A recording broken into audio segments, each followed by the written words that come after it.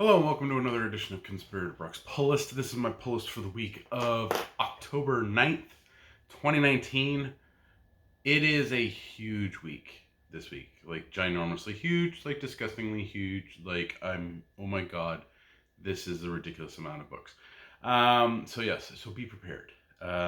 First up, we have the Batman Giant #1. These are the new $5 giant-sized issues that have two. This one has 2 new stories in it plus 3 reprints. The Flash one was pretty cool, so I decided to pick up the Batman one as well. I like that they're doing this. They're kind of releasing kind of quick little short stories with older stuff to kind of reprint. To kind of just, here's $5. Here's something that you can check out, like a spattering of material. Really, really cool stuff. So yeah, I do recommend checking them out if you're curious about a character, or if you're just like, hey, I just want something to read and kill some time with. Definitely worth it.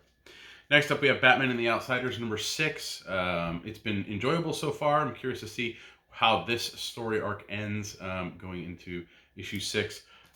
We shall see. But I love Batman and the Outsiders. I think it's a decent book.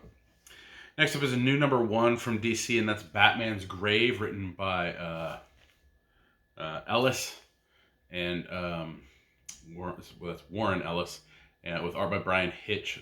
So this kind of reunites the planetary team. So yeah, I'm curious to see what happens with that. So if you're curious, grab a copy of the Batman's Grave. It's a 12-issue mini maxi series. Next up, we have Batman Universe #4. This is Brian Michael Bendis's Walmart basically book. A story that he wrote for the Walmart stuff that came out last year. We're finally getting him. Jonah Hex is in this issue, so I'm super stoked because I love Jonah Hex's character. So we'll see what happens with that. But definitely solid book. It's not something necessarily that you need to get single issue, but if it's collected, I would definitely recommend picking up a collected version of it. Next up, we got Bloodshot #1. So the new Bloodshot series is out. We'll see how it goes. I'm probably going to be purging out my older Bloodshot series. They're really good, but I need to make space.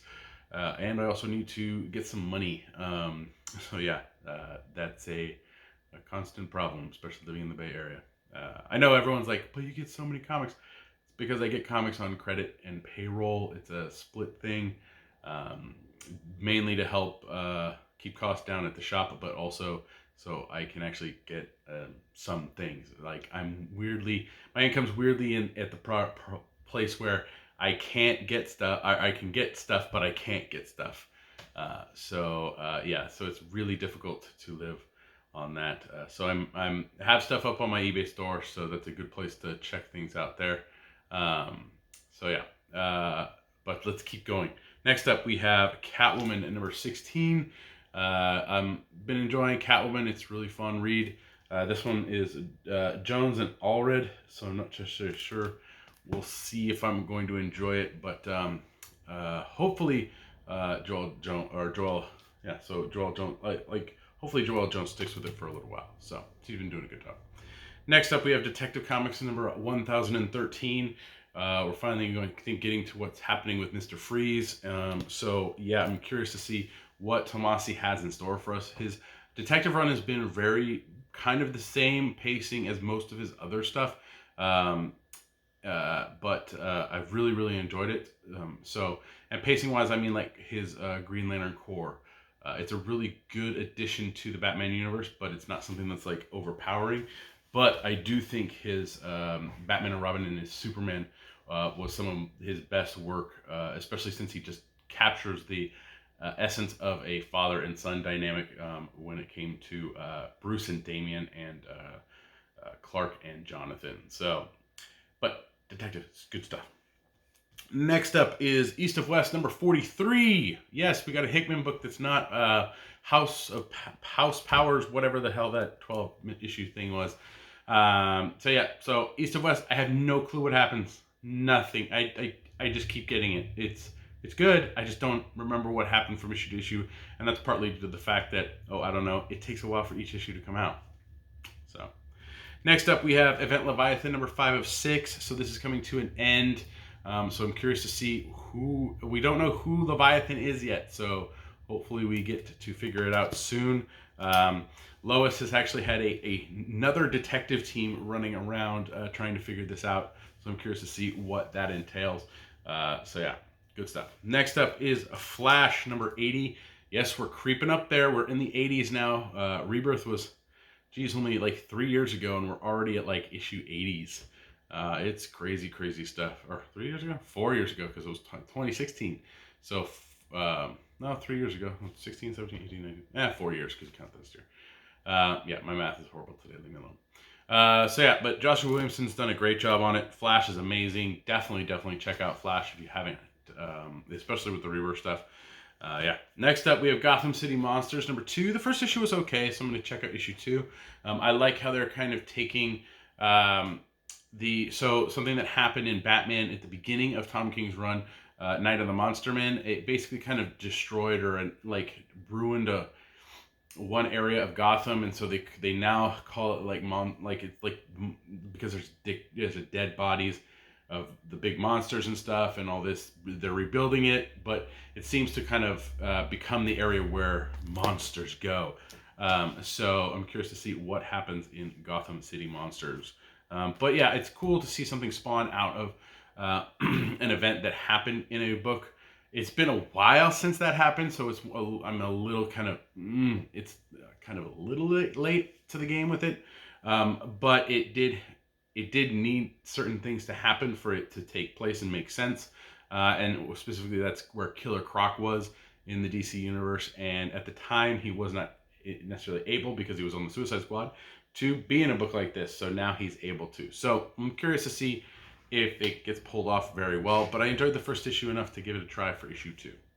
Next up, we have Harley Quinn and Poison Ivy number 2. Yes, it's great. It's good stuff. They're battling the Floronic Man because he's now trying to be the avatar of the green. It's crazy stuff. But if you want, you can check out Justice League Dark annual 3, I believe, is the one where Floronic Man is. You kind of see his rise to becoming the avatar of the green, or at least the avatar of flowers. So they're still kind of touching on that mythos that Scott Snyder and Charles Soule established with the New 52 stuff, which I thought that stuff was fantastic. So if you get a chance, pick up the Swamp Thing stuff from New 52.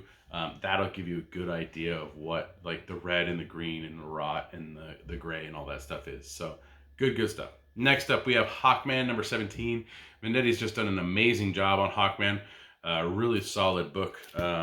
Yeah, I mean, just good stuff overall with Hawkman and Vendetti.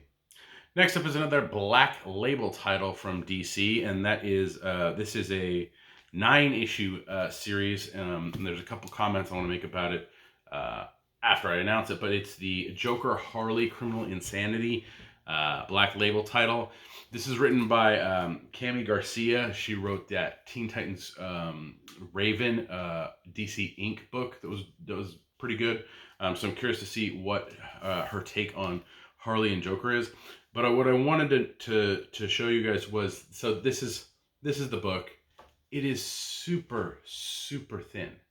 Like there's barely any content to it. It almost feels as if they took half of a book and split it and made it bigger. So I think this series must have been probably about 4 issues in the standard size, and they're kind of separating it out into 9 issues.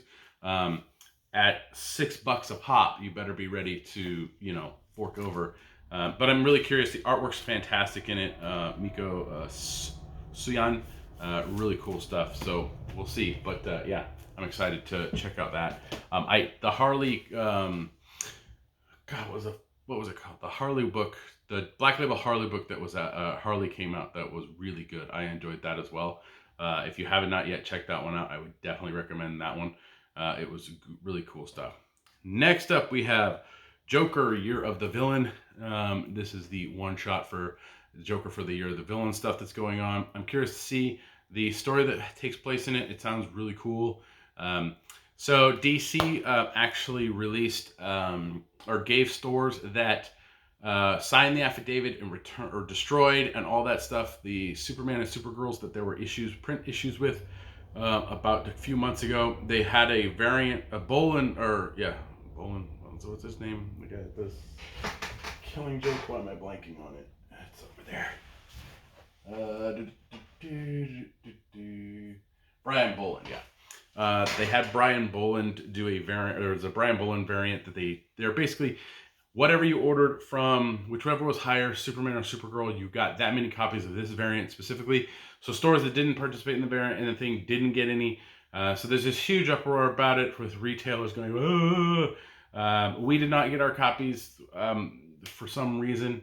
We're curious to see what's going on with DC and why they're holding back on this. But hopefully we will be getting those. But I'll get to that again later. But let's move on. Next up, we have Justice League Odyssey number 14. Justice League Odyssey's been just kind of, it's good. It's not great. It's readable, but it's definitely something that, I'm not like super excited to read every month. So it's definitely something that's probably going to, if it's not ending soon, it's possibly going to be on the chopping block fairly quickly. Next up, we have Livewire number 11. Again, Valiant's books are mostly really, really good. I think the only book right now that I'm kind of on is the Psylords. It's not that great. But Livewire has been good. It's been interesting. It's just carrying out of the events that have happened throughout the Valiant universe, which I kind of enjoy about the Valiant universe. It's self-contained. It keeps going. It's like, this is the track we're going down. We're seeing it from these characters' eyes, but we can come back to other characters later or see what happened with those characters while this was going on.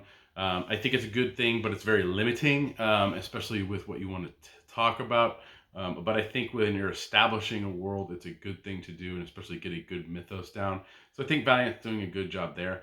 I just hope their content stays available for a while, because I don't think people are jumping on Valiant like completely, possibly because there's just so much out there. So, but I like Valiant. Check it out if you get a chance. The early stuff's really cool.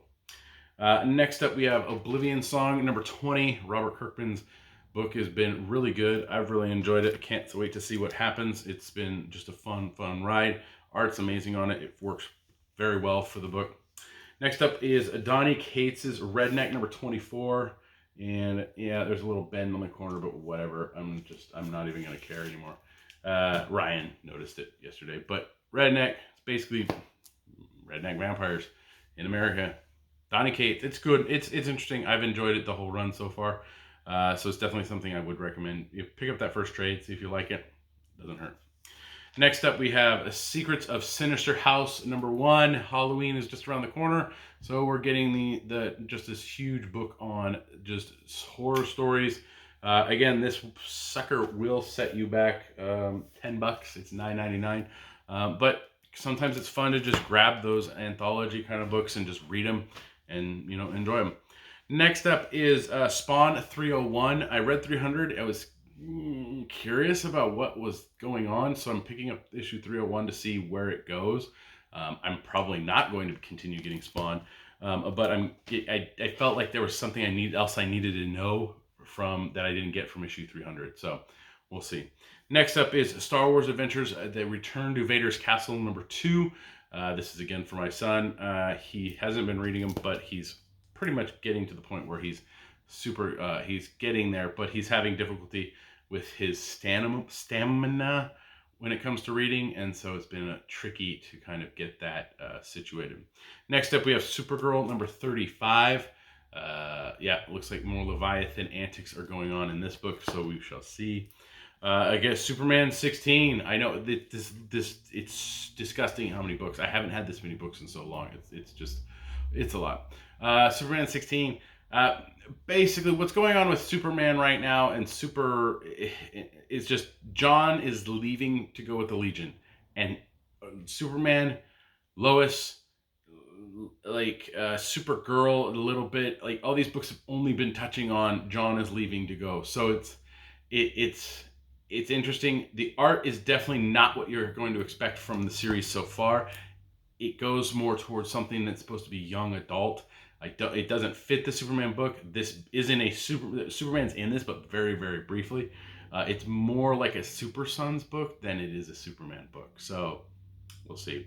Next up is another 100-page giant, and that's a $5 100-page giant, and that's the Villains one. This has 2 new villain stories in it. I'm not sure which the new ones are. Let me see real quick. Oh, this has 3 new stories in it. So there's a Joker one, a Deathstroke one, and a Harley Quinn one. So yeah, check out the. Is this one still $5 then? Where's the price on this? Yeah, still $5 right there, $5. So I'm curious to see what the new stories are, but yeah, definitely cool if you want to check out a spattering of villains. Almost done, I promise. We're almost there. Next up is Wonder Twins number 8. We're gonna get to about 12 issues of this, I think. It's okay. It's not the best. It's not. Mark Russell's done a fantastic job on other titles that I've enjoyed a lot more. I'm curious to see how this kind of finishes out. But Wonder Twins has just been, it's okay. And finally on the pull list is Wonder Woman number 80. Yeah, what can I say? Wonder Woman, Wilson has done an okay job on the book. She's definitely gotten her footing behind the character. She's more comfortable with the character. She's doing a good job writing it, but overall, it's not as good as some of the other runs of that Wonder Woman has had. So yeah, it's definitely one of those things where, and I think it's ending. I'm not sure. I think I talked about this before, but I haven't checked to see if it's continuing. So we'll see what happens. Bunch of variants this week, so let's get through those as quickly as possible. First up, and a lot of these are the deceased variant. So they had the deceased variant month because it's October. So we have the Batman and the Outsiders number 6 had a deceased variant. It was pretty cool. Batman's Grave, I got the blank cover there for that. Lane, one of our customers, been on the podcast. Really cool guy. He's a good artist and stuff.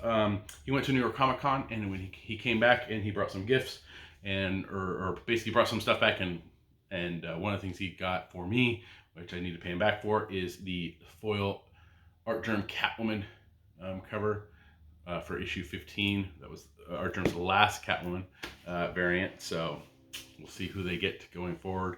But I got the foil one, so that's really, really cool. Next up is Catwoman 16's variant for the deceased cover. So I got that one right there. Detective Comics 1013 had a pretty cool deceased variant, so I snagged that one up. The Flash 80 is an homage to, I can't remember the one where they're both running at the same guy to save him.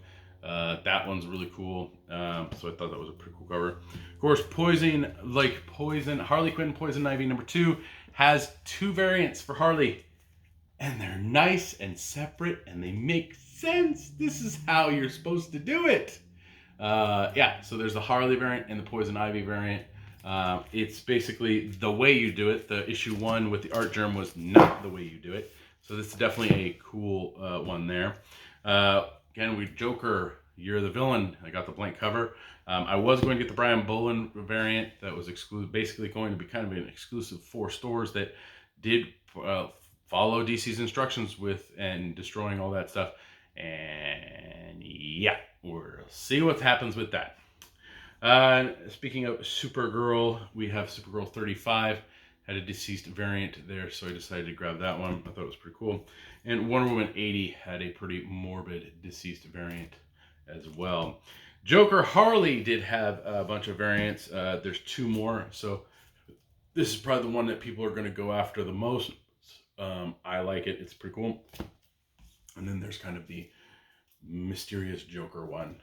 So yeah, so those are those variants for the Joker Harley. So that's it for the books that I picked up. I do have a couple reading did have one reading book, and that was Powers of 10, number 6 of 6. So we're finally finishing up with this. I've actually read it.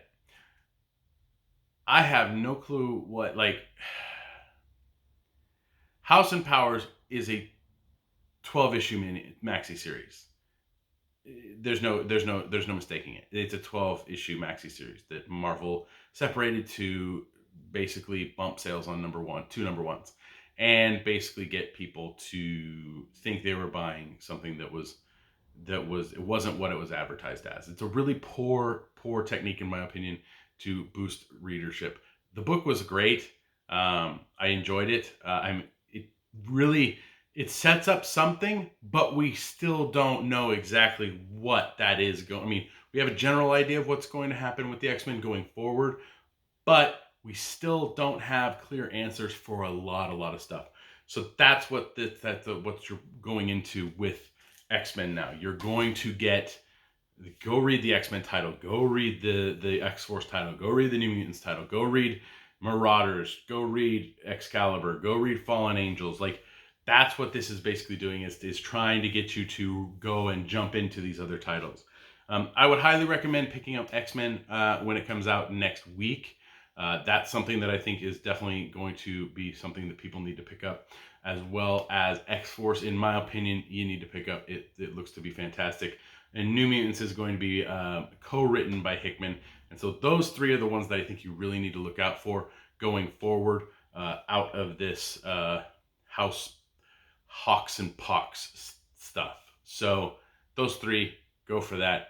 But a lot of questions were raised, but not a lot of answers out of this 12-issue maxi series. So I did get some stuff for my kids that came in. DC Superhero Girls at Metropolis High, the DC Zoom book there. I got that for my daughter. And my son has enjoyed the Wings of Fire series that they've been doing in graphic novel format. We tried to do the books, but he just couldn't get into them.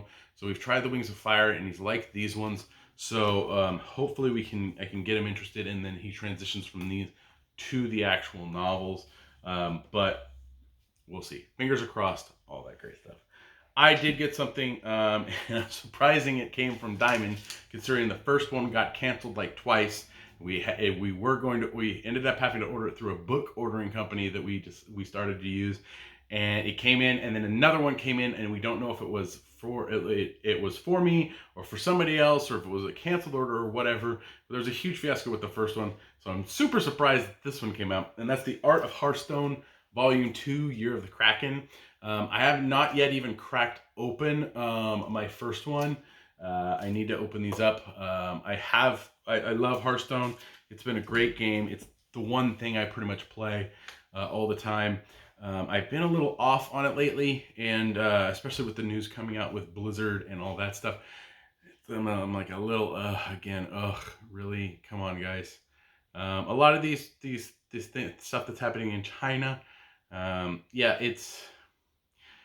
I support the people of China who want to have a big, more democracy and all that stuff. I do not support regimes and telling people what to do, and basically saying you have freedom of speech, but making it not you have freedom of speech, limiting what you can do as a human being and for your own happiness. Yeah, and Blizzard just did that all wrong. So we'll see what they do, but yeah, oh well. I did check out Joker. I thought it was fantastic. Joker is a really, really good movie. I know that's a jump from the China stuff to go to Joker.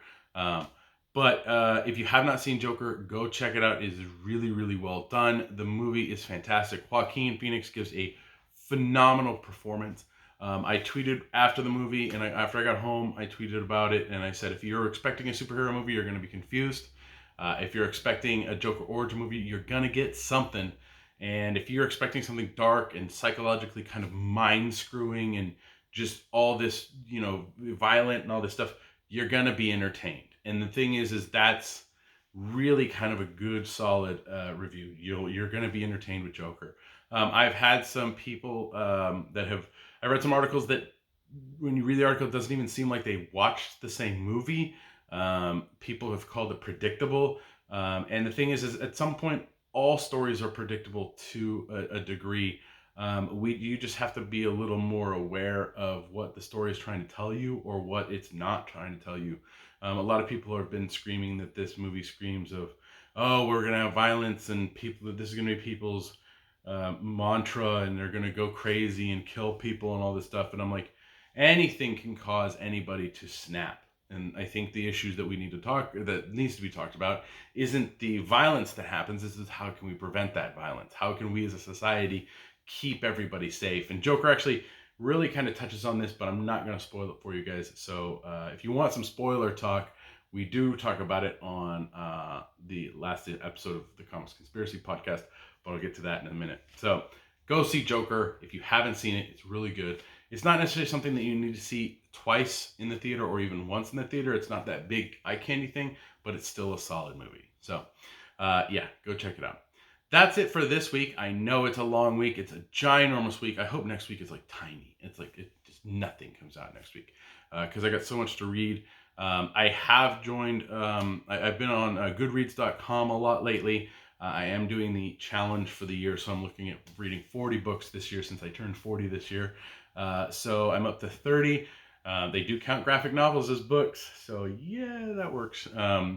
But yeah, I need to get caught up on some of my trade reading and caught up on some of my book reading. So I'm on Goodreads.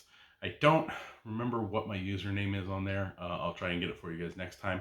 Or if I get a chance, I'll leave it in the description below. Maybe you can add me as a friend. I have one friend on there currently. She's an amazing reviewer. She takes great pictures of stuff. If you get a chance, check her out stuff. But yeah, that's on my account. So good times. Yes, I know. It's Free Fallen Reader, I think, is her name. Cool. She's awesome. She got me to read the Rage of Dragons. It was a really good book. I enjoyed it. So, all right, that's it for this week. Please like, share, and subscribe to the channel. Leave your comments down in the comment section below. Let me know what you think. Let me know what you're picking up. All that wonderful stuff. Keep it nice. Keep it cool. The internet's a shitty place to begin with, but let's have a good, positive vibe for the most part here. Discussions are welcome. All that wonderful stuff. But yelling and screaming is not. So keep it nice. You can follow me on Twitter. My handle's @BrockSayer. You can also listen to me on the Comics Conspiracy podcast. We just finished recording our Joker movie episode, which was episode 422. There's a link in the description below for that. So full spoilers in that. It's a polarizing podcast. We're actually under 2 hours on it, which is a miracle for us with a movie review podcast. But check it out there if you want a little bit more spoilery talk and all that stuff. If you've seen it, if you haven't seen it, go see Joker. What else is going on? You can help me and my fellow conspirators out through Patreon at www.patreon.com/comicsconspiracy. For as little as $1 a month, you help us with hosting fees, getting food occasionally, and biggest part is getting products. So thank you very much to all of our Patreon backers. It helps out immensely, especially in getting stuff that I can read and I'll tell you guys about and all that stuff. So thank you very much to our Patreon backers there. If you want to help me out a little more directly, you can go to any of the Amazon links that I have here at conspiratorbrock.com. Anytime you click on those, either buying that item or going through and buying something else, I get a little bit of Amazon money, which always helps out. Or you can go over to my eBay store, which that helps out immensely because that helps me get extra cash to pay for food and get my kids like shoes or Halloween costumes. So those are the things on my list right now. So any help is appreciated. Thank you very much, everybody who does those things. Yeah, the support is much appreciated and it is needed. So thank you. That's it. I already talked my Twitter handle. I've already talked your ear off. It's been almost a half an hour. If you're still watching this, I'm amazed. But yeah, go check out Joker and go pick up some comics because there's a lot this week. And as usual, I'll see you next week.